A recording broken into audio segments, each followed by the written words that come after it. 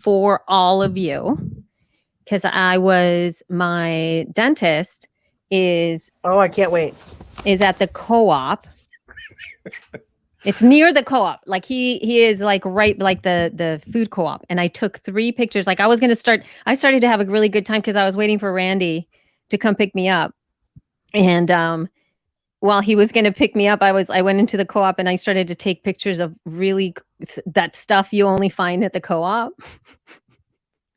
So then I have these 3 things. I'm sending them to you right now. So you can check them out and we can discuss them if you want. I can tell you. I don't even know what they are. I mean, I actually do know what 2 of them are. Am I loud? Am I too loud, John? No, you're fine. I'm good. Alexa, okay. Stop. Alexa, stop. Yeah, Alexa. Is she been misbehaving? She's misbehaving. Why did you send us your groceries? Those are not groceries. I wanted to show you. Oh, damn. Pig's feet. Yeah. That's like at the co-op. I was like, I've never seen that before. And then that's pig's feet or is it chicken feet? It's chicken feet. Right. Baby, it's like something chicken. Like, what does it say? It says young chicken feet. They're natural. What's this soy boy? Well, and so I got that big thing there because look at the size of that piece of tofu. That's tofu.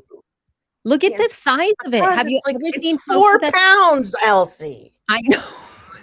That's 4 pounds of tofu. That's why I took the picture. And now, did you see that other medicine?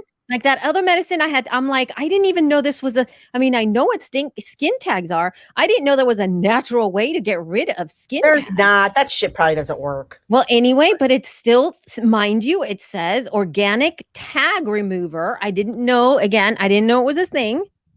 Quickly eliminates skin tags. Yeah. Painless, non-scarring. Anyway, extra strength. I mean, extra strength in case you have one the size of your ear that's just hanging, or like a whole nother hand growing out of your neck. I just don't. I mean, what could it be? Like, would it dissolve it? Like, it dries. It probably dries it up, turns it black, and then it falls off. That's what usually those things try to do. I've had skin tags removed before. It was with like electrolysis. There's no potion that gets rid of them, as far as I know. No, they numb the area and they take a pair of scissors and they snip it off. And then I figured that's not what happens. I've never had anything snipped off. I have. No, she like took a laser and like maybe mine couldn't afford a laser. And I don't think it bled or well, anything. maybe it depends on when you had your skin tag removed. Because I actually was just thinking about this with like. We were just talking about knee surgery for Randy. Like he was telling some horror, like he had a horror story when he had knee surgery when he was in high school.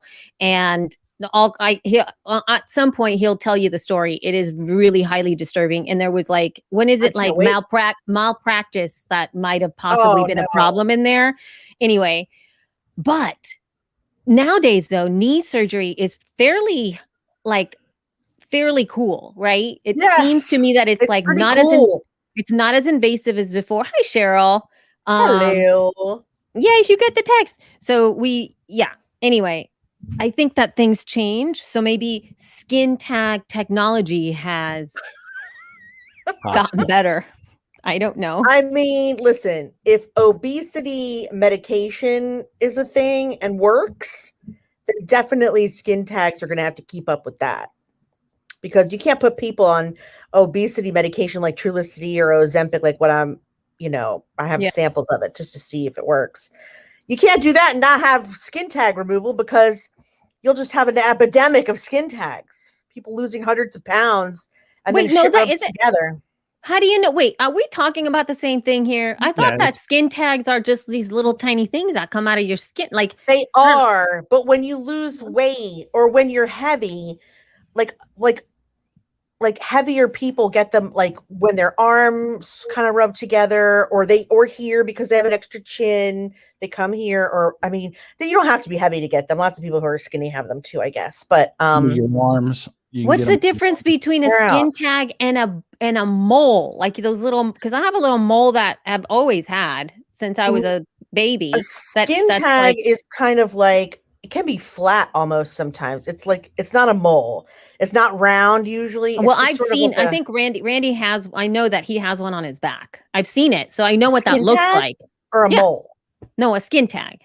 Yeah. Like I it's actually see that. It's like kind of flat and it Yeah, kind like of a flat little thing. That Yeah. just looks. I always say it looks like a tick, and then the one yeah, when they get bigger, A it tick. looks like a Oh my bigger tick. yeah, it Yeah, does. yeah. They're not. I don't know. All I right, well, usually get them under one arm, but not the other arm. And I guess I'm not sure why. Probably because I use one arm to text Use one more, arm and it to ends the up other. rubbing. Yep, I would say that. Oh, the pressure of skin tags in your armpits because you text too much. It Right. just I sounds mean, so. When it wasn't a big deal, but there was one that like just was like bothering my bra, and so I had to have it removed. Right. So you're gonna have to get that medicine. I'll Mhm. send it to you. No, I just like I said, she just lasered it off, and now I'm Might as well have it at home though. You don't have to go now I'm anywhere. like You a can just grab. 13-year-old girl now. My skin is perfect. All right. So shall we record? Shall we open up the things and let's Let's do this go. thing now? How many And people are watching right now? I think we just have Cheryl today because Cheryl is amazing. We have Should we 5 people. share it in We the have group. 5 people watching. Okay, yeah. We don't need to be all like everybody come see us. Okay, we don't. I You're right. mean, I have no desire to do that. In fact, so Okay. then this is what we are doing. We are doing bed casting today. Maybe this can be the bed casted episode or something. I don't know. Could be. Bedcast. Oh, that would be a good name for a show. I'm sure it exists. That seems like it's one of those things somebody must have have to already look. thought about it. Let's not look right now. Okay, sorry. Because I have to be still. You mean? Well, just I would love because, to- yeah. I would love to yeah. be able to press record. Yes, let's press record. All right. So, Oh, all right. You ready? All right. Yeah. Okay, here we go. 3, 2, 1, press record. All right. All right. And then Jess, say hello. Hello. Okay, ready to go. I bet you my levels are going to be all messed up because I don't have the scarlet. Why would Even- your levels be all messed up because you don't have the scarlet? You might be too loud, you mean? Yeah, like doesn't the scarlet sort of temper my voice No. at all? No, not really, because you move in, and you move out, and you go around that microphone like the sun. It Who seems does to me that? you've got like a you have a hard like stop in the background. Like you can't move. You can't move, Right. right? Because when you're recording, you go like, And you're basically in the same spot all the and time. right now you're like in one like I'm trapped. You're in trapped. between. I Yeah, have my so yes. my laptop on 2 pillows, and yeah, I have my headboard behind me. So Okay. Yeah. I'm All trapped. right. So we're recording. Are we gonna We're do gonna the thing? music. Yeah, gonna do the music. Here we go. All right, here we go.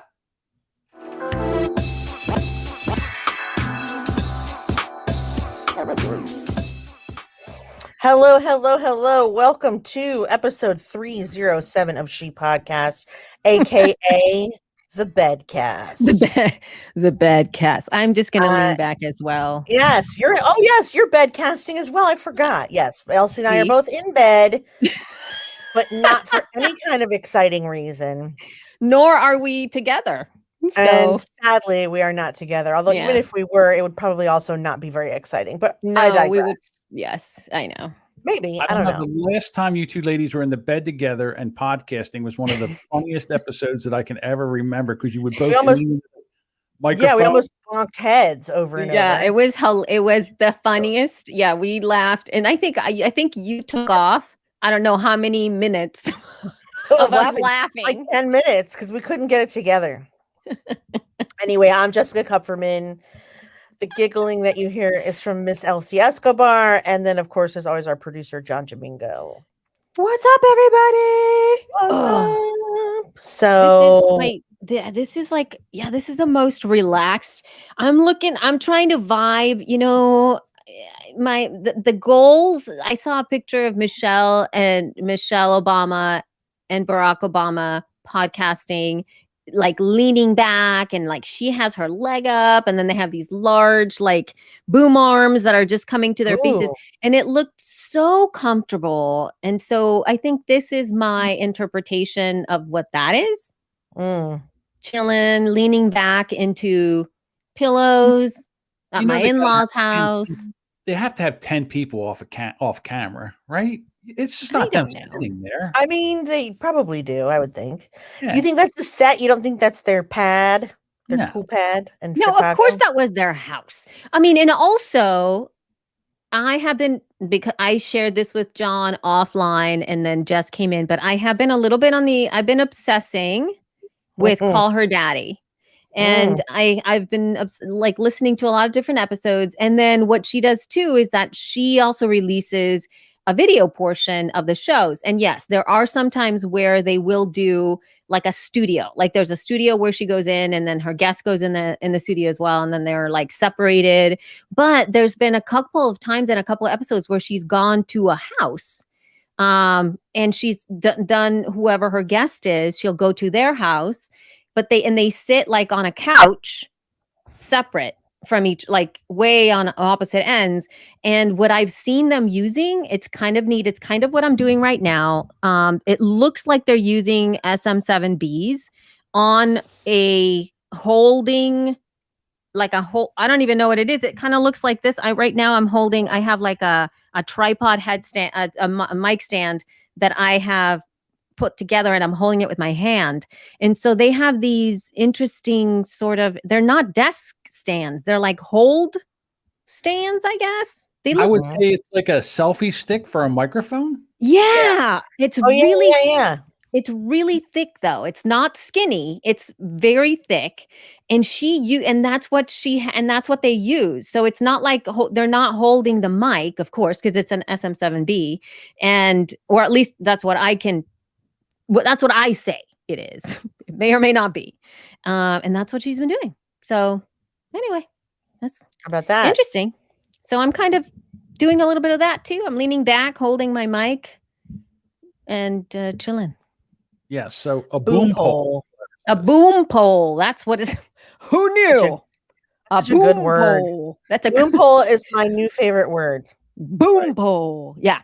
And it sounds dirty, but you can't figure out exactly how. That's why it's good. Yeah. So I have been very impressed by the sound, because you can tell that it sounds good. The entire show sounds really good, and there's no hand noise. And I mean, they're holding on to the thing, and they're usually very animated. So it's not like the majority of the shows that are I can see them. They are very animated. Obviously, there are other people that have gone in there. Maybe the team for whatever the sports place is. I don't remember. Barstool. Maybe she's got some Barstool folks that go in there whenever she has some like guests that need to be recorded and video as well, that they show up and do all this stuff. But I mean, other than that, that's they just chill out in sweats on couches, no shoes on, no socks on, all the stuff, just kind of chilling out. So why not? Right now that because it's balancing on my stomach, when I breathe, the camera moves.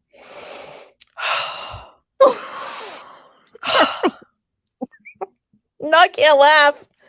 I can't laugh. Don't make me laugh. Oh my God. It'll shake all over the place. Well, now if you get excited or you like get passionate.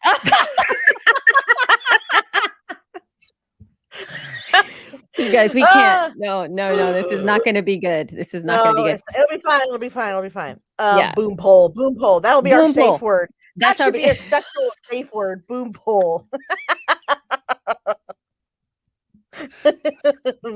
Okay. When I was in pain. Boom pole. Boom pole. Boom pole. Boom pole. It does make a good safe word, doesn't it?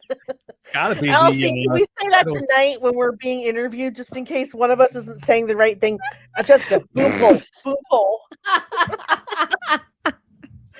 Oh, I don't know why that's so funny, but it is. Okay. Oh my God. I can't breathe. It's hilarious. So it was Passover. So actually, I have a big announcement. Oh my gosh. What is it? I'm leaving She Podcasts to be a stand-up comedian. Okay. No, I'm just kidding. Actually, I want to tell you I'm pregnant. Where are all these announcements coming from? Well, by the time they listen to this, it'll be after April Fool's Day. So I can't. I'm telling you, I can't deal with. I made Elsie choke on her own spit when I said I was pregnant. I've been doing okay. I'm only doing research on getting pregnant when you're 50 because knowing me and no, don't say this out loud. You're going to tell the I've already said it out loud many different times. So knowing me, I am incredibly like fertile. And so I'm like, oh my God, could I would say it out loud. I know. And so I'm just, but it seems like it's not possible. I'm a little shocked. I'm a little shocked by that. It seemed like you can if you do all the things, if you go with IVF and all of the stuff. Like if you're on it and you're like, I'm, 49, 50, whatever, more than 50, and you want to conceive a child, there are women who have been able to do it. So again, all power to you. Go forward, do your thing. I was trying to do the research on whether or not you could have an oopsie when you're 50. That's what I was looking for. I'm not like, planning on it. All I'm saying is like, can you? Is it possible that are you researching for birth control purposes? Or are you feeling like you need that now because you're an old lady or what? No, I'm having a healthy time with my lovely other half. I see. And instead of having an oopsie, why can't you just go have him have a snipsy, and then you don't have to worry about that anymore. Not every man is willing to have a snipsy. Yeah, I'm not sure. Like, ladies, here's a public service announcement. Talk less, Elsie. Maybe we could try it. Both Scott and Randy. Dude, I don't want to talk about what. Maybe they'll be less talkative. If you stop the happy time and say you won't do this anymore until the snipsy happens, there will be an appointment made. Why should we all be punished? No. That is not okay. Plus, I don't even know what it does. So if you have a snipsy, does that make your testosterone go down? No. It just stops the boys from reaching the end of the tunnel. Right. That's it. That's it. You've blocked it off with like some orange cones, and they can no longer. Right. It's basically like that big ship that got stuck in the Suez Canal. Oh, I missed all that. I see all the jokes, but nothing else stops. That's not my. Listen, that's like their choice. It's not my choice. But alas, though, I think that I don't know. I don't think I can. And I was just like, wow, that's interesting. I hope you can't. Right. I know. Like she's like, I know. Leslie's like, yeah, it is a bed. This is bed. Do our show from bed every time. I'm very comfortable. I know that I probably don't sound as good as I normally do, but I'm definitely sitting more still than I normally do, which is something. You are correct, but also nothing. That is nothing. But alas, your camera moves when you breathe. This is not a good thing. That's true. That's true. That's not good. It's not good. So it was Passover. So Passover was oh my God, Saturday night and Sunday. Okay. And I'm learning so many things about why it's different to have a kid in like a religious school versus not, versus public school. I mean, besides the fact that, it's a private school, so the classes are better, the education's better, this and that. But because it's a Jewish school, he has Hebrew like twice a week. He's learning conversational Hebrew. And then also they do sort of like Sunday school as one of their like specials. So about a month ago, he came home and started asking me about pharaohs and who's the pharaoh of Egypt and are the pharaohs nice and how many Jews are enslaved there now, etc. So, and it's been weeks of him talking about pharaohs and slaves. And so we bought like a cartoon, The Prince of Egypt.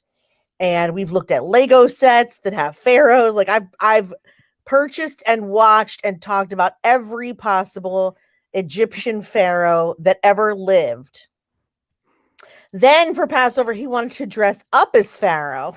And I was like, that's where I draw the line. We're not doing that. We're not dressing up because on Purim, you dress up as the bad guy, you know, and so I guess he thought that would be good too.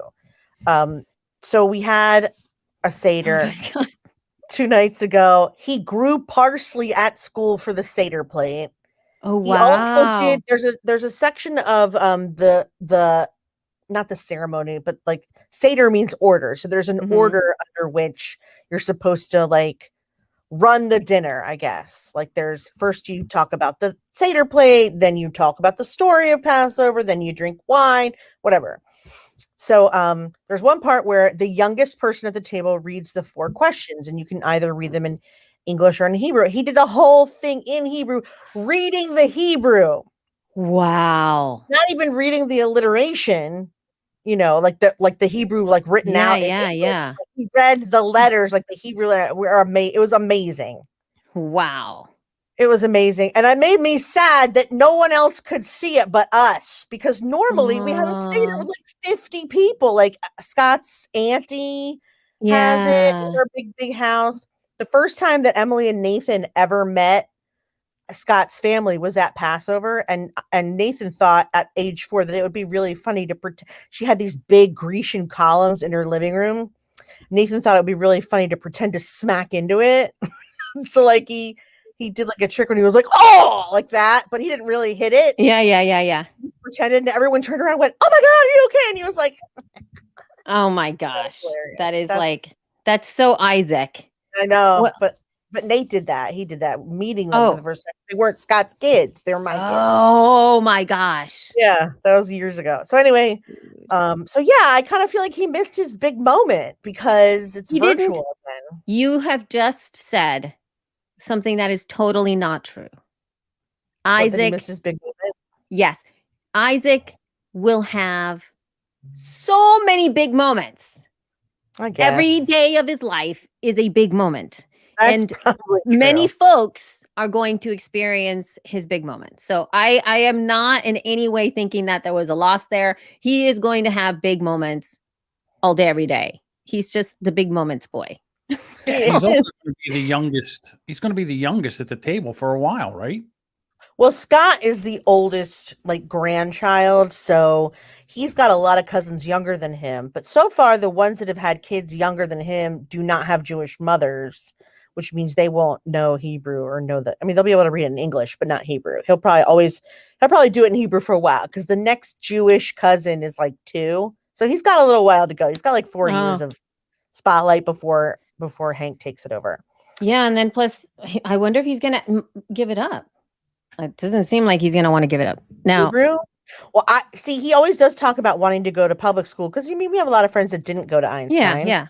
Then when I tell him, like, yeah, but they don't learn about Jewish things there. They don't learn Hebrew, and he goes like, "Oh, never mind." Oh my gosh, that's so great. Today I had a really awkward interaction with the dentist. Right, so I went to the dentist. It was a little, and I think Cheryl Robinson. I think you'll get me on this. So I'm sitting there, and then he goes, trying to chit chat with me. And he goes, how did you so did you celebrate Palm Sunday? And I was like, what the hell's that? Well, no. I know what Palm Sunday is, I'm kidding. But I was thinking, like, did I miss something? Is there like I honestly was like, is there something that I'm missing about Palm Sunday being celebrated in Pittsburgh that is like a party? I thought it was like different in Pittsburgh than Elder places. I did. That's where I went, and so I was like a little quiet, and I was like, because we went outside, and I was like, well, we went out with the kids, like we went outside.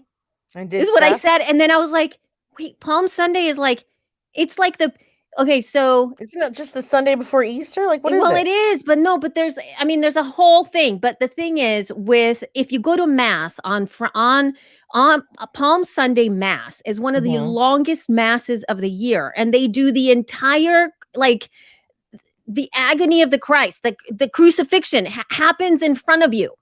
Or as Catholics call it, the Stations of the Cross. Yeah. And so then I know. And so then, so it's like, well, but the thing is though, like usually this is like a hugely emotional, poignant recreation of the death of Jesus. So then like, so when I was just like, Jesus. So then I was like, when he said, like, did you sell, like when, like, you know what I mean? Like, I was thinking like, did we miss a party somewhere? And I was like, well, no, because Palm Sunday is like, it's a deeply introspective entrance into Holy Week. What, now you're like, wait, what is he asking me exactly? Does he not know what Palm Sunday is? You don't just have and cake? So then I said to him, and I go, did you? And then he goes, oh, I'm Jewish.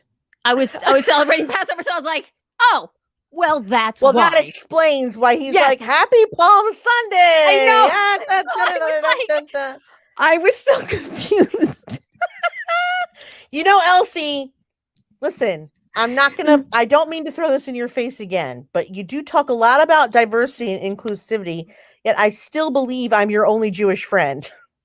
Well, well, right. But you're not my only Jewish friend. Actually, you are my only Jewish friend. Yes, I am.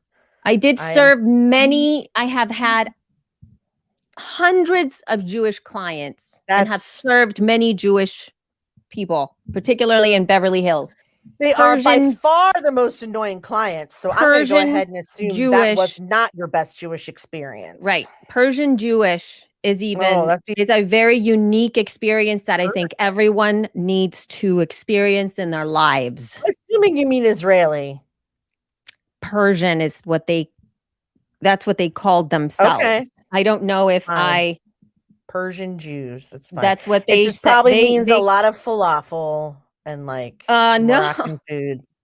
No, that's not what that means. Let's not talk. I'm joking. I don't know what it means. All I know is that is what we were like, that's how they refer to themselves. So I just difficult clients, very difficult clients. I mean, not to what's the word, generalize, but all the Jewish clients I've had have even been friends, and they're difficult clients for sure.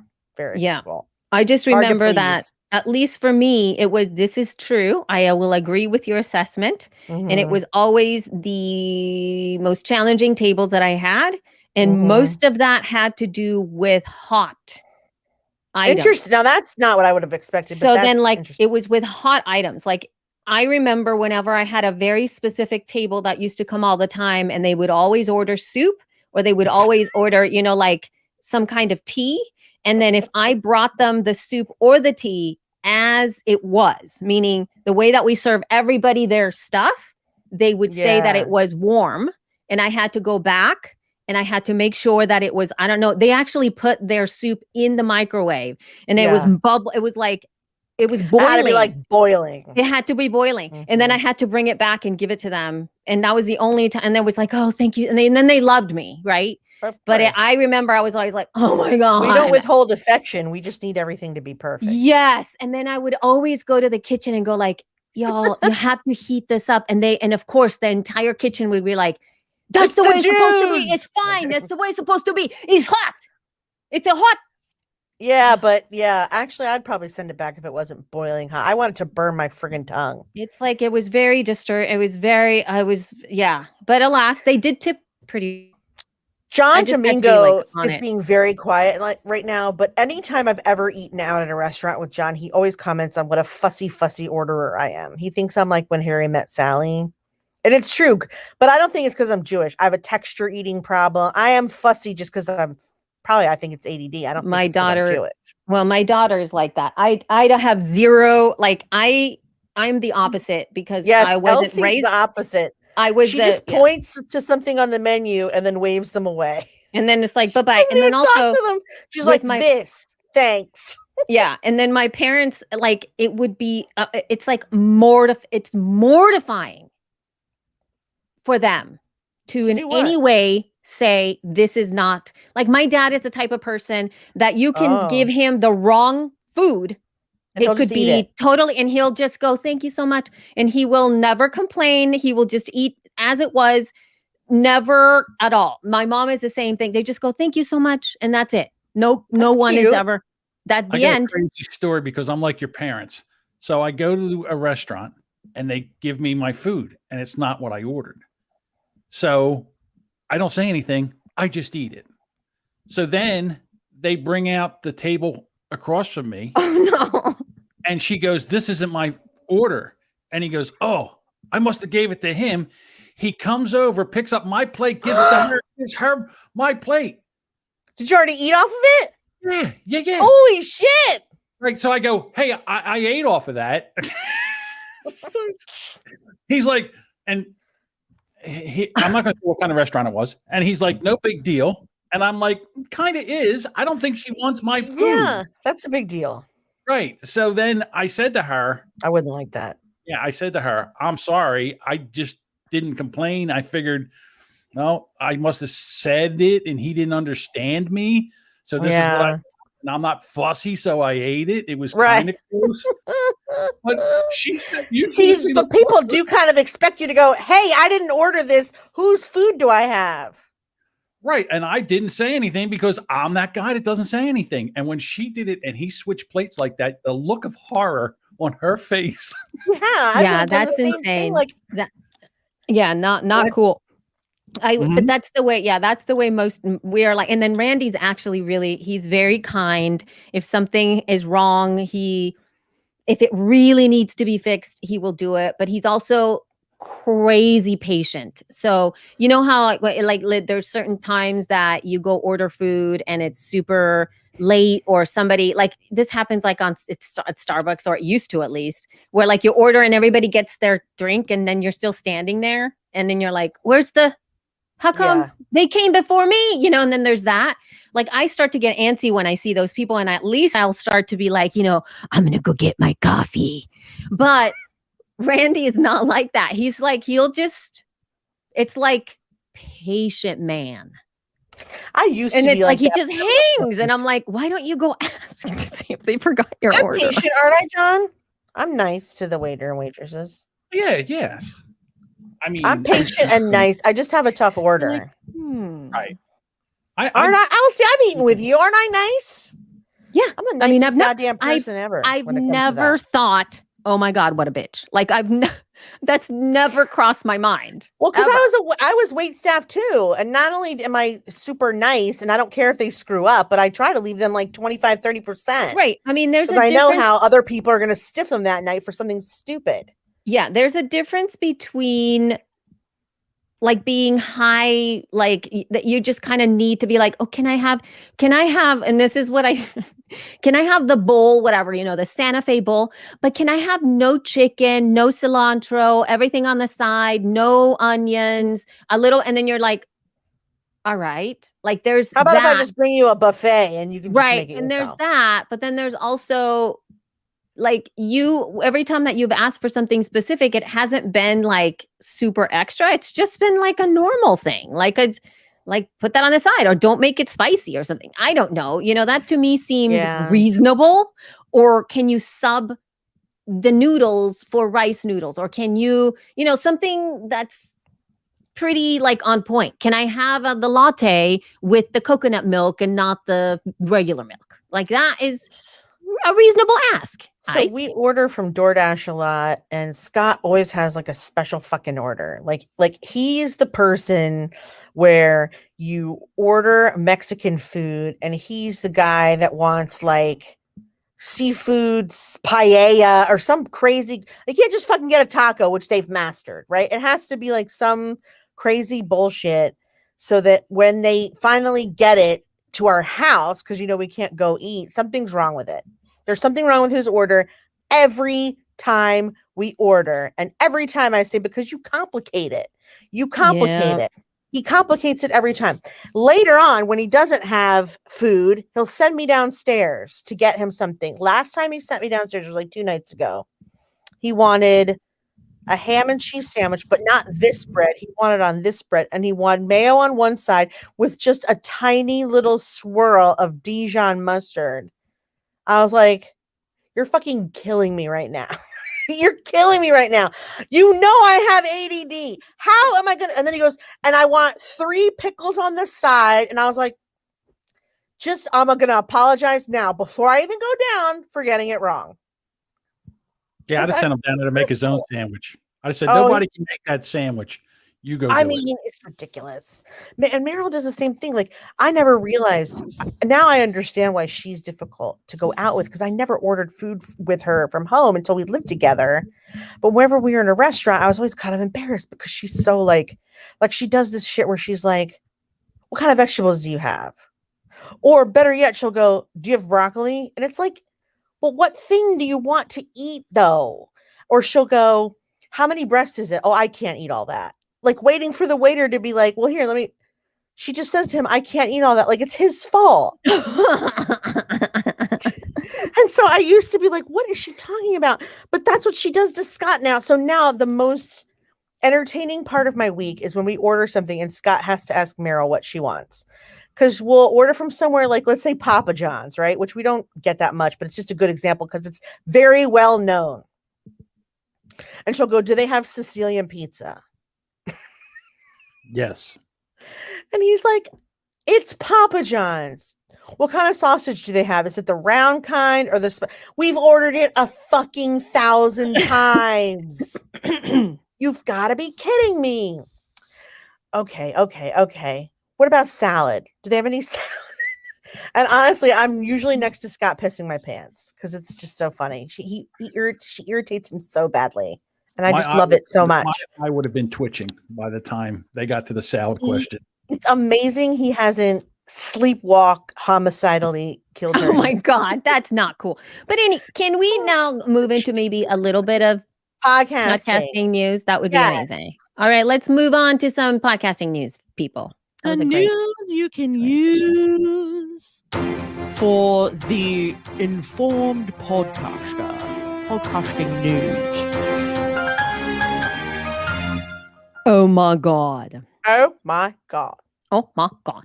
So as of this past week, the biggest podcasting news is that now there is another directory, another big sort of app destination for podcasts that has not previously been there, which is Samsung Podcasts.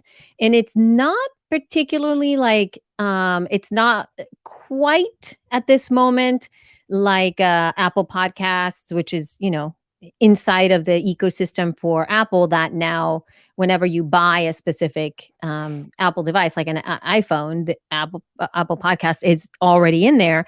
This is for some of the Samsung devices, and they are the primarily the Galaxy devices, Galaxy S21, the Galaxy S20, Galaxy Note 20, Galaxy S10, and the Galaxy Note 10. So any of you who happen to be listening or watching or whatevs, if you're listening or watching, yay, Cheryl. If you are listening or watching and you have one of these, I would love to see what it looks like. And if you would like to call us and leave us some feedback about it, it would be amazing. There were 100. So they had some partners in the biz, if you will, in the podcast hosting spaces. And Libsyn was one of the partners. And Libsyn launched with 100 of our shows that were submitted into Samsung. And, She Podcast is one of them, which is fantastic. Yay. And really great. So we do have, we have it there. And of course, I haven't been able to see it because I do not have a Samsung device. And so it's like there's a listen. It makes zero sense. Now I feel like what Apple, Android owners generally feel, because this is totally like it says, Libsyn, it's in the listen tab of Samsung Free. And you're like, okay, cool. Like you're going to just repeat it because it seems like that's what it is. So it's in the listen tab. So, yay.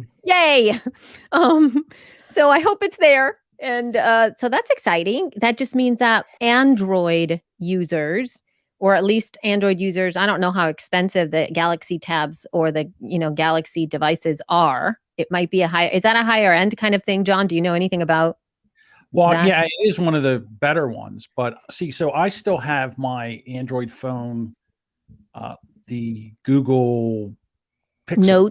Pixel. Oh, okay. And that way I can always turn it on and test things out, and I update stuff. So I did go to see if I can get it on mine, and I cannot. Yeah, so yeah. The Samsung thing. But here's the thing, like all these new destinations are coming out, and you go to use them, and the interfaces, I'm not saying this is because I have no idea, I haven't seen it yet, but the interfaces are horrible. They're hard to listen to, especially if you have a favorite one. Like for me, it's Overcast. You can do all these crazy things. Like if you know somebody has like 2 minutes of commercials and a 30-minute intro, you can just start the podcast at 2:30, and every time you hit the play, it's right into the show. I just think that when you find something that you fall in love with, are you going to go try something new? I don't think you will. I don't know, but people will find it. Yeah, but this isn't for those of us who are already, committed relationships, John. Correct. This is for people who have not committed to a relationship with podcasts. And so it's like they're just starting a process of discovering what these things are. And one of the reasons that it's so great for Samsung, this specific stepping into the industry, is because this is built in. They don't have to go and they don't have to download anything. It's already built into these devices. And so it's going to be there, and they're going to be able to listen to these shows. They don't know what they don't know. At this point, most people, some people that aren't particular podcast listeners just listen to podcasts because people started talking about them, not because they are podcast listeners. So this is, again, outside of the norm. And it's more, again, making the pie bigger versus getting you to go listen there. I really don't think that that's a thing. It's sort of like, oh, my podcast can be there now, and that's it. I know, but I always think that I'm going to be lured away from my smoking hot podcast app, Overcast. You won't. I go over because smoking it's like, hot. Hey, babe, let me take a look. And I'm like, nah, you know what? Nah. No, it's like, and exactly, like, I am so used to I use Castro, and I love Overcast as well. So I have use cases for both, but my everyday consumption is Castro. So any step that is beyond what I'm used to, I'm like, I break up with you. It's like, nope. It's not gonna, we're never gonna work. Like, it immediately does that. So because I know that behavior, I know how much time I have, and I know that I'm not gonna be figuring out all the stuff. And for Castro, we do they have that same thing too, where you have, like, you're a premium user, you can do it per podcast and do exactly what you said. This is one of my favorite podcasts. They open up and the intro is a minute, and it's annoying as all get out. I can just skip the intro and be done with it. And it automatically does it for you because it's set at the app level. So it saves me so much time and wanting to pull my hair out, because there are some shows that I'm just like, make this intro go away, or there's way too many commercials. I agree. I'm so tired of people in their intros and their intro music and their ladies and gentlemen. I feel like it could be a trend. But lately, when I have a client, I sort of tell them, drop the intro, definitely drop the voiceover guy, because it's such a waste of ear space. And it needs to be shorter. Like, that's one thing that I've noticed. It's great. Like, if you had that longer intro for a show, it would be amazing to have that as part of your trailer, right? It would be like the first episode. Yeah. Welcome to whatever. It's a podcast about blah, blah, blah, blah, and blah, blah, blah, blah, blah, blah, right? But if you can do it in 15 seconds, you're golden. If it's anything longer than that, I can tell you from being somebody who works and listens to a lot of podcasts, and oftentimes I'm doing consulting on people's work, and I often listen to more than 2 sometimes up to 5. Sometimes I go crazy when I really love the show and I listen to the entire back catalog. That I have to say the majority of the time I end up skipping the first minute or so of almost every podcast because they don't realize, I think people think like this is my show. They don't realize how annoying that is. When somebody's binge listening, and the shorter the show is, the worse it is. So like for the feed, I do have an intro that is the same-ish at the beginning, but it's a 2.5 or not 2.5. It's like a 60 to 90 minute show. So if you're binging on it, it's not going to be as intrusive, right? I used to, go ahead. No, that's it. That's all. Sorry. I used to have this whole pump up for Lady Business Radio. Do you remember? I loved it. But imagine binging it. I mean, it was not short.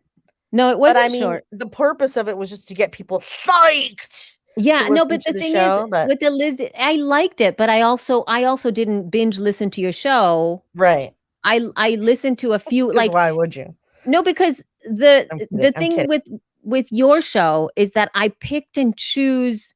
Like it's like, yeah. And I picked and chose it, not because of the guests, but because of the guest plus Jessica. Right. So I had heard like a lot of the guests that you have been on other shows. And I was like, I'm not interested, but a Jessica interview is a different thing. So that's why I listened to those episodes. But I was very specific. I was like, that one. So, but I wasn't binging, but it's true. And I think when it comes to shorter shows, like particularly anything that's a 20-minute show, a 10-minute show, you must get that intro like scarily short, like super short. Because if not, people are not going to binge it, and you're going to be the annoying person. That it's like, oh my God, I can't stand that. Yeah, I'm used to that, but yeah. A brand new show, if you have one that just kind of describes the show real quick, almost like an elevator pitch. Yeah. If it's a brand new show, so then when you listen to it, it says, okay, this is the show, and we're going to talk about this. Okay, I get that. But then after 25, 30 episodes, you might want to just have a new intro because everybody's skipping it. If it's 30 seconds, everybody's hitting that button or timing it out, whatever. But in the very beginning, if it's a brand new podcast and nobody knows what it's about, if you have like a short elevator pitch in the beginning, I think it does work pretty well. I don't know. Yeah, it depends, because a lot of my favorite shows have no description at the beginning. It's just like the music. I don't think you need it anymore. And then it just starts. And then we just do our thing. Mind you though, Jess, it does depend. It depends on what you're doing, why you're doing your show. There are some shows that it's great if you do have that intro, but it has to be succinct and it has to be super short. But even the more businessy ones, like I talked about the show so many different times, and every time I listen, I'm always like, I want to show. It's like I have show envy. Like it's the show that I love the way that it's produced. It's called Marketplace Tech, and it's about 10 to 15 minute show, and the way that it's outlined, it is on point, man. And the minute the music starts, she starts talking, she takes like I think in less than 60 seconds, I know exactly what the show is about. I know exactly what that episode is about. I know what's going to be covered, and on we go. Like and I'm like, ooh, that sounds like a great thing. And she, like, her pitch at the beginning of every episode is phenomenal. Yeah. Really, she has an interview and she has takeaway in a third. This last episode I just listened to was 13 minutes. And I felt like I listened to like a 60-minute in-depth whatever. She's so good. So it can be done, but it's well thought out, and it's a daily show. I don't know how they do that. And then the other thing I like too is if they pull a clip from the interview, like a little piece of the interview, kind of almost like a teaser, like a bait. Here it is, and I'm like, ooh, I want to hear that. Oh, I like that. But then if you listen to it, you take the chance where you put that in there, and they're like, nah, and they just click off, and it's over. Yeah, I mean, it's like whatever. But I actually, this woman was very upset this weekend. There was a woman who was there was a woman who was very upset that her show was not released. And so mind you, on weekends, like I have to field a lot of these requests that are coming up from folks that are having a hard time. And you know, I looked at her show really quick just to see that whatever she was saying was true, because a lot of people don't really know what they're saying either. So you kind of have to feel that out. So I went and found her show and I downloaded it just to listen. She had 1 minute and 30 seconds of music. Oh no. And I was like, I kept on pushing that, like the go forward. And I'm like, does she talk? Does she talk on this thing? Oh my God. 30. That's a lot. It's like, who's going to keep? That's a lot. That's a lot, right? That's not that could be the most amazing music. And 1 minute 30 is way too long. It's way too long with no talking. Like I could understand 1 minute 30 of music with like a voiceover or something, right? Do not approve. Yes. But yeah, anyway. But I agree. So I don't even know how we got on this, but mind you, at least it was podcasting related. So let's once again, I will ask from folks who happen to have any kind of Galaxy device that is supporting the Samsung podcasts to send us some voice feedback over at feedback@shepodcast.com so that we can share your thoughts on it and see how it goes.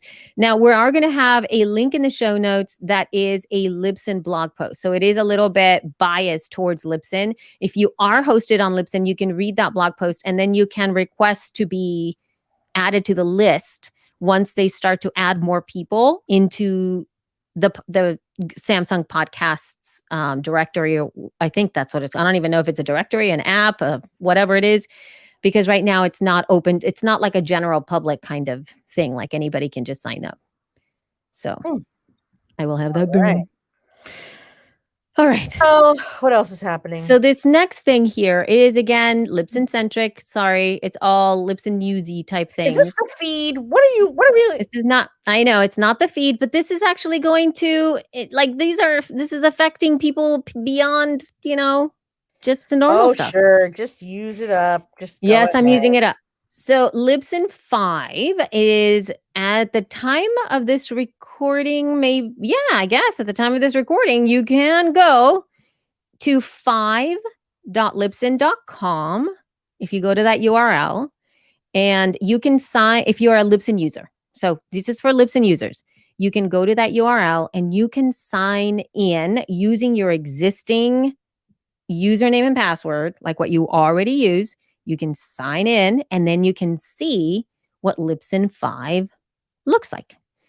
And it is like the new publishing behind the scenes interface, the new publishing dashboard. It has all of the things that you need in order to get your show out. So anything that has to do with destinations, anything that has to do with adding artwork, anything that has to do with publishing a file. What else?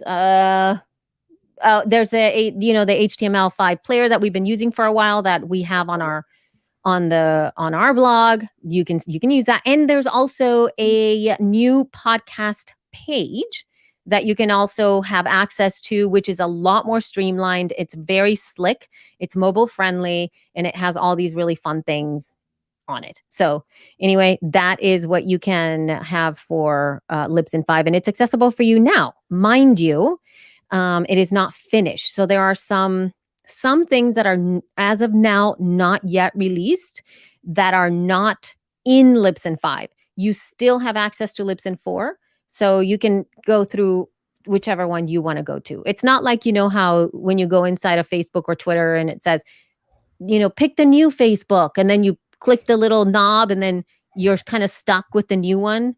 It's not like that. You can actually log into login.libsyn.com, which is Libsyn 4. And then there is 5.libsyn.com, which is Libsyn 5. And they're separate. You can still use both and they talk to each other. It's the same sort of back end-ish, I guess. So you can find all the things. Yeah. So the reason that I'm still with Libsyn 4, I mean, I know Libsyn 5 and I've been going into Libsyn 5 for almost everything. But the thing that I don't do is because I like to, whenever we cross post to YouTube and not YouTube, whenever we cross post to Facebook and LinkedIn and Twitter and stuff like that, you can personalize those places. Like in the publishing workflow, you can personalize what you want to say. So if I can actually put a little mini summary of our episode every time it goes out. Yeah. In Libsyn 5, you can't do that yet. It's a feature everybody's requesting. So they're going to be adding all of these things slowly but surely. But that's something that on Libsyn 5, if I were to just publish to all those destinations, all that it would show would be the title of the episode. So it would just be like the title of the best episode, like, episode, what is this? 309. Is that right? Yeah. 309. Yeah. So then like 307. So it'll be like episode 307, whatever the title is, that's it. Like it won't have anything else in it. And that is one of the things that I have been waiting for. And that's like my big thing. The thing that I'm like, come on, guys, give this to me and I'll be in there all day, every day. So okay. So, but from now on, though, if anybody opens up a Libsyn account, they're going to go straight into Libsyn 5. That's really the big news. It's like new interface. You guys haven't gone in it. Have you gone in it, John? I'm trying right now and I can't find it. You can't find 5.libsyn.com? 5.libsyn.com, right? Yeah, like that. You spell it out. FIBE. Yeah, not 5 as in the number 5.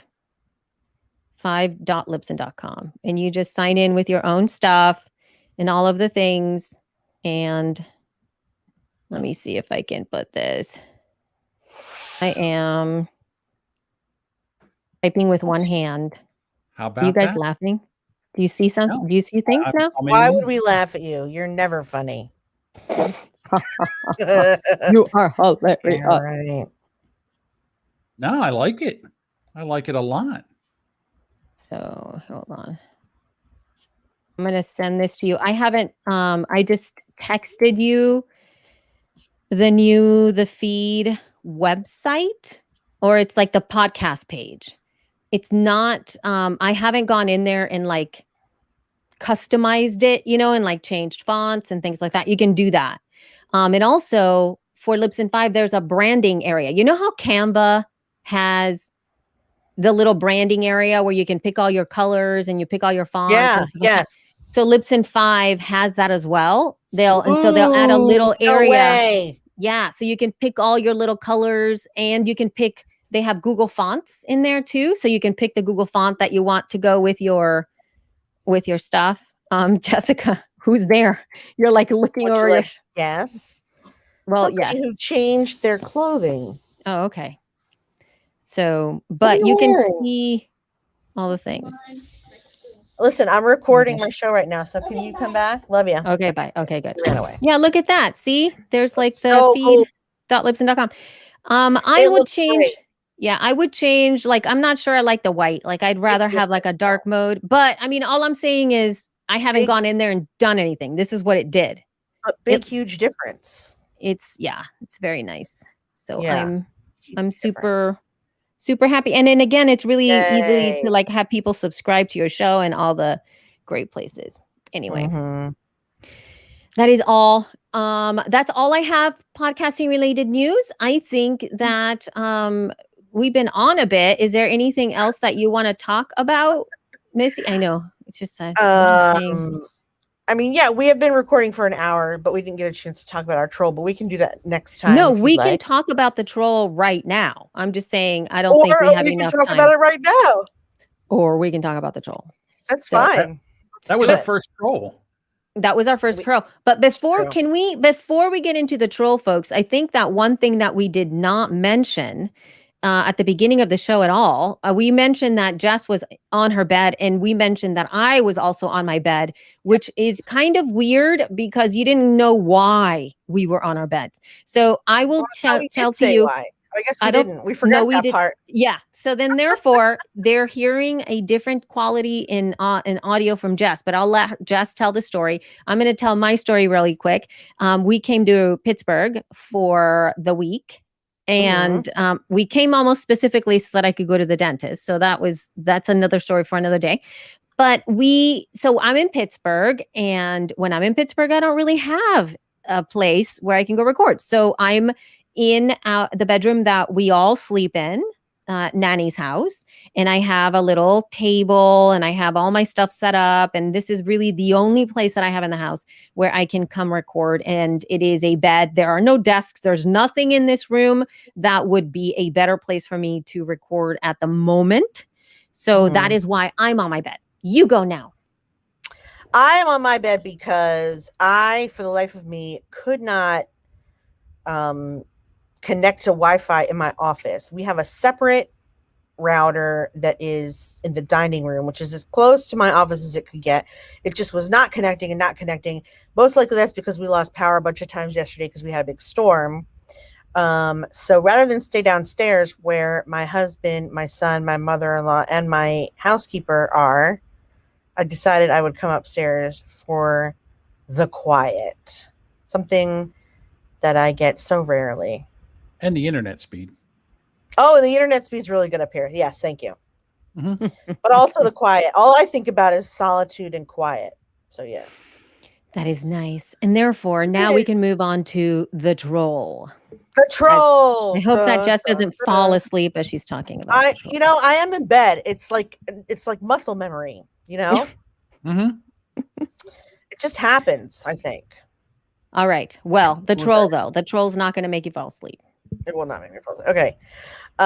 So last week we were streaming via, as you do, via YouTube, Facebook, and Twitter. Now on Twitter, when you live stream, you do Periscope, which as far as I can tell, no one uses ever. Right. And it's going to go away March 31st. So it'll already be dead by the time this show goes live. But before that happened, we had to have a troll come on. Yeah.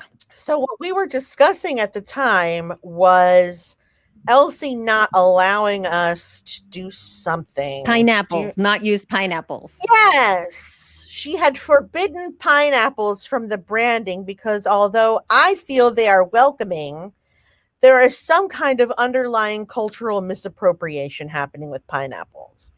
I found out swingers use them to. Oh, I have heard swingers. That. I remember that now. Well, all right. That's totally true. But yeah, so I was saying that. So then the troll, someone from Periscope who I thought was participating, called her a Nazi and said Elsie the Nazi. And I was like, well, wait a second. She's not that. At first, I thought he was on my side, so I laughed. Yeah, me too. Because I was like, what a silly dude that he is. I thought he was being silly, but still, you don't be silly with Nazis, mind you. But then. Oh my God. But then he called me pork chop. Yeah. And I just like for a minute there, and if you were watching during the video, I went like this. And I just sat there for a minute because I didn't even know what to say because no one's ever.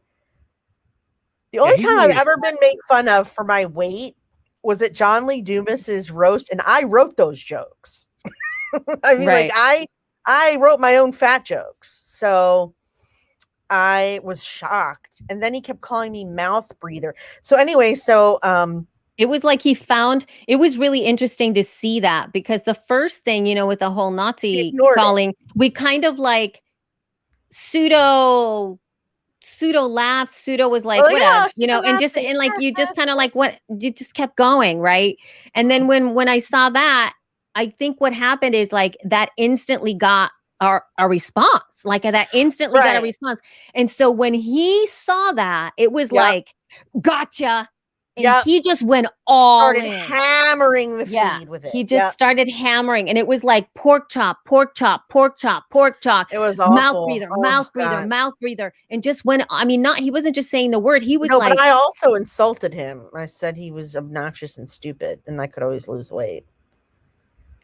I don't think he was listening at that point. I think he was. But it didn't help probably. Yeah. and mind you, when he saw that, it was like really, so it was like an invitation almost. So it was an invitation. So immediately John was like, I'm going to get rid of him. And then Elsie and I just went about taping, we just like kept running the show like nothing was happening. Right. And I was trying not to look at the comments, but it's like looking at a, train wreck full of, murder. Right. You can't help it. So I kept I kept peeking just to go back and forth to see if the guy was gone. And Elsie and I were like, all of a sudden we were like super engaged with what was going on because we were like trying to like block out the fact that we had a troll and someone was getting rid of that person. It was like very stressful. It was very stressful. And I had to change to the private chat because I was like, I cannot look at, and the thing is, and so here's the problem, everybody, which was like something that we found via StreamYard, which we love, is that when you're on StreamYard, you don't have a compiled like comment, like the comments that are happening in all the different places. We can see all of them ourselves. Like we can see all of your threaded comments or everybody talking in one place, and we can see where they're coming from. But you, as somebody who's watching, those of you who are on Facebook can see the other people on Facebook. Those of you who are on YouTube can see the other people on YouTube, but you can't see each other. You can if we would have embedded that in another place, which we are not doing.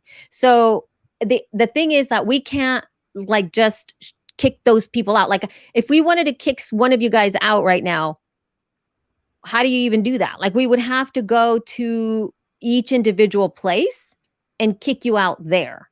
So from here, Jess would have to go and log into YouTube, look at the comments, find the person, and then block them or remove them via that specific place. We're not monitoring all the different places and all the stuff. And Periscope is even more challenging because Periscope is an app. Right. It's this kind of an app. So you have to not only be signed in as your account, meaning the sheep, you have to be signed in as a She Podcast, like as She Podcast, in order for you to get access to that. And it was just not okay. Not okay. I missed half the show. When I edited the show, I was like, I don't even remember them talking about this because I was so focused on trying to get rid of him. And I was searching through Twitter to find his username and block him. And I was even in the She Podcast Twitter account, and he would not come up under my searches. And I was like, am I doing this right? I'm like I'm checking every letter because his name was like real long, and I couldn't find him. So finally, I just said, you know what? Sorry, Twitter, you don't get the show anymore. And I just deleted the tweet. It was the only way to stop. Yeah, it was awful. And then I was trying to figure out how I felt about it. Like I was sitting there thinking about whether or not I should feel something about it, or if I should just let it go, or if I should be upset, or if I should ignore it. And there was a lot, and then I posted in She Podcast what happened. And I did hear, I just wanted to kind of like let people know that it happened, like without as much emotion as possible. But I still got a lot of like, don't let him steal your joy. Which I was like, he's not going to steal my joy, but it certainly made me grouchy. Like it made me very grouchy for the rest of the day. Yeah. I was pissed. And also we got a lot of folks too, though, Jess, that were like, Periscope is infamous for that. Like we got so many people saying exactly, when I was in Periscope, this happened to me. Like it seems that the behavior that when trolls are left to their own devices and they have an in, they will just continue to do that right there. It's like, oh, this is a great place where I can do the things. Whereas on, Facebook Lives and YouTube has had to deal with this at a much larger scale. So I think the way that things like that are managed is a lot better. And I feel that also folks can monitor themselves even more, right? They can tag, they can flag people, they can make sure like there's stuff happening in that respect there. But and even with, with Facebook, one thing that's really great with them is that you can not necessarily even delete comments, but you can hide comments. So that's also a good thing, because sometimes when you delete a comment, it sends a message to them and it could actually escalate things even more, because it's sort of like, why did you take me out? Blah. But if you hide their comment, they think they're still there, but nobody else can see what they're saying. So it's even better because they're like, blah, blah, blah, and nobody's responding. And so they kind of feel like really dumb. Right. Look, Tamara, look at what she said. She said Periscope is toxic. Glad it's shutting down. So I have a feeling that was a thing. And yeah, it is totally shutting down as of tomorrow, that March 31st. We're recording on a Monday or the 29th. So I think on the 31st it's going to be gone.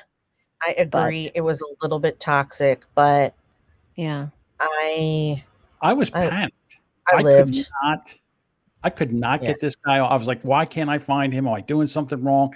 Am I slow down, breathe, make sure you get the name right and all. And then finally, this is enough. I've had enough. I'm just going to kill I'm just going to delete the tweet and then he's done. Yeah. I'm just going to shut the whole thing down. But I've been on podcasts as a guest, and it's a comedy somewhat podcast, and there are a lot of trolls in the comments, and they're just rolling through. And you same thing like Elsie says, you got to just almost put something over them so you can't see them, because you cannot not look at them. You can't. Yeah. It's like it's like watching a murder happen right before your very eyes. Exactly. It was impossible to look away. At least for me, it was. It's like, I don't know if I don't think that's the right metaphor for me. I think it was sort of like the way that is, it's sort of like when somebody is good, it's like it's getting hurt, like somebody's gonna get hurt, like if somebody's hurting somebody that you love and you can't do anything about it, it's like, yeah. And so that's where the panic comes from, where it's like, it's happening. And so there's one way of our behavior. And I think this is what we were discussing before. There's like the streaming stuff. There's this stuff like we're here and people are seeing us and we're doing a show. Like we're having one conversation, but the inside of me was like, how do I make that stop? This is just totally not okay. And so you go through like fear and anxiety and like pissed off and confusion and totally not able to concentrate because you're thinking 3 or 4 other thoughts at the same time that we're trying to have a conversation. And John, I have to say, after I heard the episode afterwards, I was like, okay, I didn't sound so totally out of it, because I honestly thought I can't remember what we talked about. Like I had blanked out. I was just, my mouth was opening and we were talking about stuff. And I thought, I don't even know if I made sense. Like I thought, oh my gosh, I probably sound like I'm not paying attention. Like I really thought like there was no end to the thoughts. But then after I listened, I was like, oh, okay. I did make sense. I was like having an out of body experience. Yeah, it was sort of. I don't like remember the rest of the show. I have no idea what we talked about. Yeah, it's exactly me neither. And that's why when I listened back, I was like, I was pleasantly surprised that it wasn't as sucky as I thought it was. Because I just also was curious whether or not the people who were watching could tell that it was that there was did something. They know, or I think they knew something was going on, but they weren't sure what it was. Right. Because I was off into not even paying attention. I'm using my phone to try to ban, to get in there and ban them. And that wasn't working. And I had turned my microphone down because I was cursing because I couldn't find out where this guy was. Yeah. And then I'm like, and then I just said, screw it. I'm just killing the whole kill the tweet. And when I saw I could delete the tweet, I said, okay, that's what we're doing right now. We're deleting the tweet. But at the end, I don't even know how long it took, but it felt like it took an hour. It was crazy. Yeah, and I think that the other thing that was like, when people are telling us or on the post that you did on She Podcast, it's like, people are saying like, don't let him steal your joy. I have to say that that's the first thing that left. Because we started the show. That's exactly what happened. He stole our joy. Yeah, immediately we were laughing. I forgot how we started, but it was like hilarious. I remember I felt so happy. I had like every time we get on and we have conversations, it's hilarious. It's funny. We I enjoy it, right? And I thought like, oh my God, this is so great. And then it really felt like it was like it stole our joy, like it stole my joy. Like I'm like, I don't know if I want to do this anymore. Well, that's why I thought if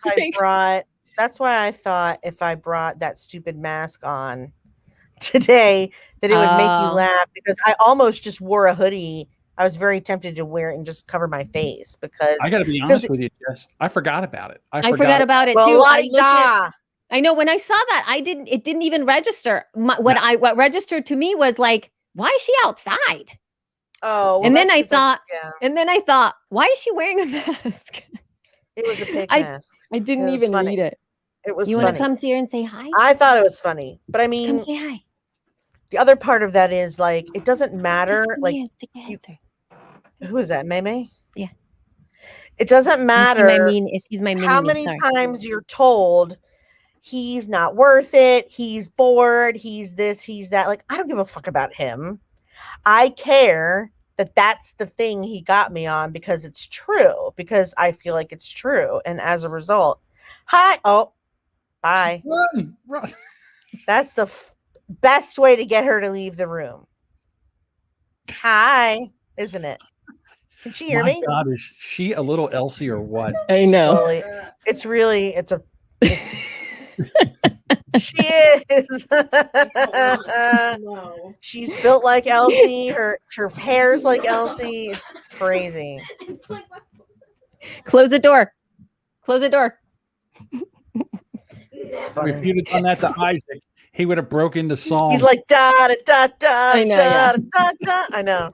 It's like, and this is like you saw, it's a big mess here because there's 3 of us that are sleeping in this room, and it's just like, it's crazy. Yeah. Luggage, especially clothes, 3 women. Yeah. Luggage, clothes, things. So anyway. Yep. Yeah. I mean, like, it stole my joy. It probably stole our joy because it was that. Yep. Yeah, it wouldn't have stolen my joy if it was because I was Jewish or short or had frizzy hair. But that is the one thing that I'm not sensitive about it, because obviously I have a fucking mirror, so I can see that I don't want to say a pork chop. I can see that I'm fluffy or, spread out, or what's the other word I use? Smushy. My new one is smushy. I can see that I'm smushy, but I'm also like, I have been mindfully trying to work on it. And so it sort of undid a lot of the mind games I've been playing about. I mean, right. You don't know this, Elsie, but for other people who have ever tried to lose weight or weren't comfortable in their body, you start thinking, well, you start plotting out a strategy like, I'm going to drink more water, and I'm not going to eat between this hour, and then I'm going to cut, like there's a strategy that's always in the front of your mind that you have to pay attention to in order to not eat everything you want, or not eat your emotions, or not eat mindlessly if you're in front of the television. Like, you have to think about it constantly. And so that's the one thing I think about a lot. And it just kind of like put it right, kind of like how Isaac was like, look at this pillow. Like, that's kind of what he did to me. Yeah. Only about my weight, and it hurts. Right. It hurt. That hurt, even though he didn't hurt me. Does that make sense? Like, yes. No, I understand. It's like, it is that give him thing. Power, but like it hurt. Yeah. And I think that, but yes, there's been times when it's the thing that, at least for me, that I fought back, or it's like, it hurts so much when I recognize it within myself, where it's like, you hate it. It's sort of like, I guess another real simple way to think about it is like, if you are as a kid, this used to happen to me all the time when I was a little kid, where I was like, you know what, I should really make my bed. And I had that thought, I should really make my bed. And I was coming into the bedroom to make my bed. And then my mom would go, can you please make your bed? And I was like, right. And then I got really pissed and I didn't make my bed. Because I'm like, don't tell me what to do. Yeah. I mean, it was, obviously that's not exactly right, but it's that feeling of like, I know. Yes. I know. Like, you don't have to tell me. I already know. Jess and I had Elsie in one of those predicaments where we were talking about something that she didn't want us to talk about. And she was trying to shut us down. And we were like, I don't know why she's so upset about this. It's only a piece of fruit. And then we were trying to go back and Elsie's going, stop it. So we don't usually get Elsie in that kind of condition anymore. No, It was kind of fun, and it stole the joy out of that. Yeah. Yeah. It stole it out of everything. Yeah, we were talking about, that's right, the pineapple. I couldn't even make fun of her about being a taskmaster, a pineapple taskmaster. That's right. We never, that's what it was. It's like we never finished that thought. That argument. And that argument, little argument. Yeah. It was like, it was interrupted in the middle of the thing. Thought, everything. Yeah, I couldn't even finish the thought. I remember because it was like I was about to say like the whole finished thought, and then it sucked it out of my brain. I was like, you guys may not realize this, and I'm only going to say it because I'm sure I'm not the only person that does this, and I'm doing it right at this moment. Actually, you don't realize though, like when you get to a point where you're, I do Facebook Lives at least one, if not two a week, because we do QA, how, I can see myself. Like I'm very self-conscious about how much of my chin is showing, what angle I'm showing myself. Like it is on my mind every second that I am live. Every second you guys can see me, I'm thinking about who thinks I look fat and how fat do I actually look, and is it embarrassing fat or is it just like normal cute fat, and am I like bordering between cute fat and circus fat, and like how, it's constant. It is constant. So, and not only that, but like I also have avoided doing video for fun. I used to like do Instagrams and Snapchat chats and TikToks. There's a billion people on TikTok who are just lip syncing to other people's audio, and I could do that no problem, but I feel too unseemly to do it. And then I look at other people do it and I'm like, well, that person's ugly as hell. I'm not ugly. I'm just fat. I mean, and that makes no sense, but in your head, you're like, how come this ugly person feels so great about how they look and they should wear a bag over their head? And I'm fluffy, but I mean, I'm not frightening to look at. And here and yet I can't bring myself to do it. It kind of brought all that to the surface too. Like, who am I hiding from? If that's going to happen anyway to my face, then what do you hide for? Why bother hiding if someone's just going to be like, you're fat? Like, okay, fine, I'm fat. Well, I have to say though, I mean, yes, I get that. But at the same time though, when somebody gets that thing that really you have feelings, very strong feelings about that thing that you okay.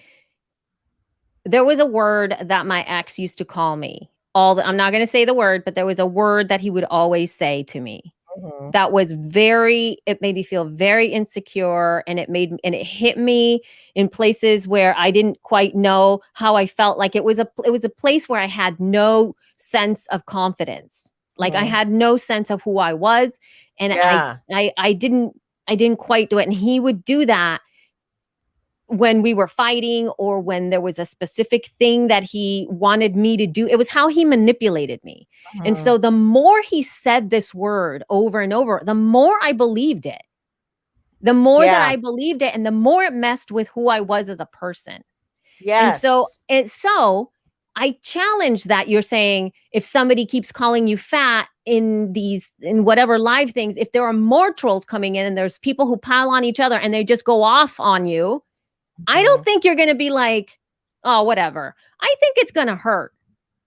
Yeah. And I think it's going to hurt. Like I can't as your friend say, just do it and put yourself in a place where it doesn't matter what they say to you. Like I would say, go in safe places. Like, with She Podcast or like our community here is for the most part pretty safe. It feels comfortable, and so does the Super Squad. That's like it's a safe place. I don't know if I don't know if I would be open to just going out to all the places and being like, hello, here I am, all doing the lip sync. Because it doesn't matter. They're going to hit you where you feel the most uncomfortable. They're going to do it. But 2 days later, I had an epiphany. And yes, you did. I think that's related. Dude. Maybe. You did. But mind you, Jessica, every time epiphanies. I know, but now when I'm looking at you, Jess, you are slowly disappearing into like a puddle. Like every time I look over at you, you're like melting. And then like the top is like getting bigger. And then I only see the top of your head. Like you're right. My fuzz. Yeah, it's true. But there's like all this space, like from here to the thing. You're like slowly becoming smaller. I'm like, what the heck's going on? Yes, that's much better. I was like, what's happening? The show is over when Jess slithers squishes. I know she slithered. It's like she dropped. I bet you guys didn't know that I could do an impression of a pat of butter melting. Oh my God, Jess. It's a good impression, you have to admit. Oh. You know, when I lose weight, I won't be able to do that impression anymore, but for now it's pretty funny. I think we can all sort of do that. Anyway. Not you, but that's fine. Yeah. You keep telling yourself that. Anyway. So then I had an epiphany about apathy and how, you know, I should stop trying to act like I don't care about anything, because it actually does hurt you when you're apathetic about everything. Yeah. And I think that that's probably what triggered that, you know, that I've spent so long. I don't know. Is this part important to the show? Maybe it is. Maybe it's not. But I spent a really long time denying that I cared about stuff that was really bothering me, because it was like a survival tactic. It was a way for me to function, was by being apathetic to what was going on around me, because my daughter was sick and she was doing things that I couldn't handle. And I didn't mean like logically and logistically, I could handle what she was doing enough to fix it. But emotionally, I just built this wall that like prevented me from having real feelings about what was happening. And that kind of stayed there when she passed away. And it kind of stayed there after she passed away.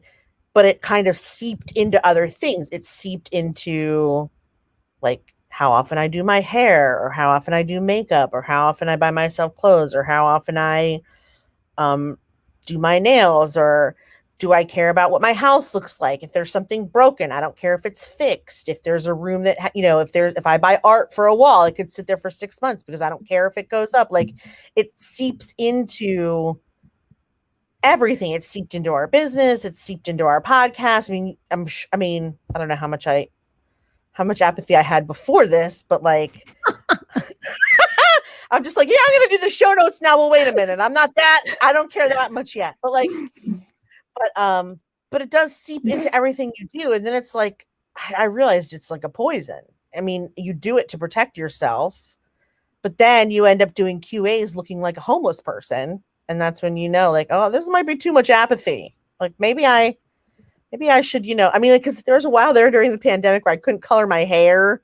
And I just thought, well, fuck it. I'm just going to go balls out ugly. I'm just going to not do any makeup. I won't shower. There were days when it was just like, hi. And I see myself now on those videos and I'm like, why did I do that to myself? But I don't know. It's all part of the process, I guess. So like being heavy is a part of that. Not caring if you're fat is not the same as body positive, I don't think. Right. And not caring if you're healthy is not the same as treating yourself or listening to your body. It just means you're treating yourself like shit. Think about all the things, you know, I don't know. Anyway, so it was an epiphany. It was a slightly unrelated epiphany about that. So I don't know. I just kind of think that's important. It is because important. I wonder how many people are not doing their podcast during this pandemic because apathy has seeped into their coping mechanisms and they just don't, you know, if you don't care, you don't do it. You don't want to care about what's happening. Therefore, you don't have to do anything that makes you feel something because it's too hard. Sometimes it is too fucking hard to feel.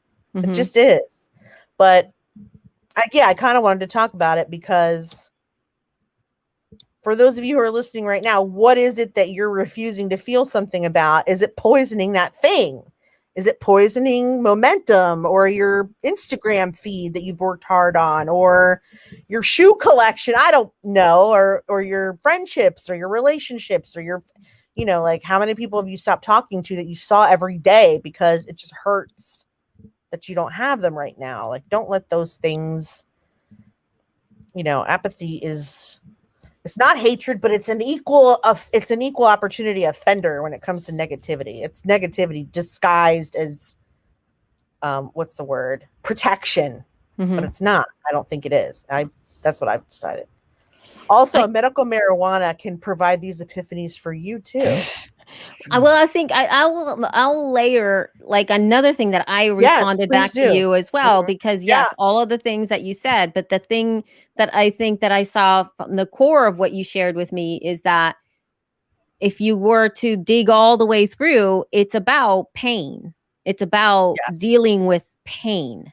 Yes. And being able to manage the loss, a big loss that you had, and your capacity as a human to be able to deal with and go through all of the great, because it's like, I mean, yeah, huge. And so what I asked for you was like, for you to reach out to somebody, a professional that can hold the space for you to go ahead and feel the pain. Because I think that, yes, what is holding us back and all that stuff, I think we can hear it here. But I also, I'm really a proponent of being able to be in a safe space in order for you to process this out. And at this point, you haven't allowed yourself the space to do that. And sometimes out a therapist, but I've not emailed them to see if they're taking new clients. It's like one step at a time, you know. Like I know who it is.